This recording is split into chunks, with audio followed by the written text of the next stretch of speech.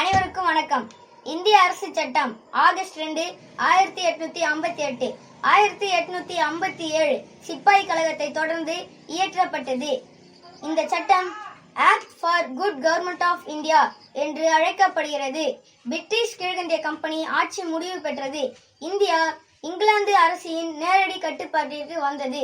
இந்தியாவின் governor general என்னும் பதவி இந்தியாவின் வைசிராய் என்னும் பதவியாக மாற்றப்பட்டது.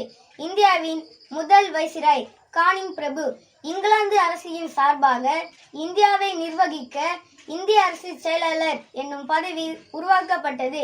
முதல் இந்திய அரசு செயலாளர் சார்லஸ் வுட்டுக்கு 15 பேர் கொண்ட கமிட்டி உருவாக்கப்பட்டது.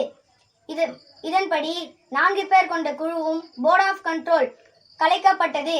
விக்டோரியா மகாராணியின் பேரறிக்கை 1857 சிப்பாய் கழகத்தை முன்னிட்டு அறிவிக்கப்பட்டது. இந்த சட்டம் நவம்பர் 1, 1858 அலகாபாத்தில் கானிங் பிரபுவால் அறிவிக்கப்பட்டது.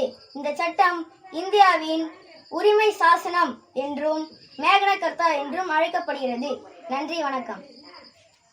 இந்த வீடியோவை பிடிச்சிருந்தா லைக் பண்ணுங்க, ஷேர் பண்ணுங்க, கமெண்ட் பண்ணுங்க, மறக்காம சப்ஸ்கிரைப் பண்ணுங்க, பெல் ஐகானையும்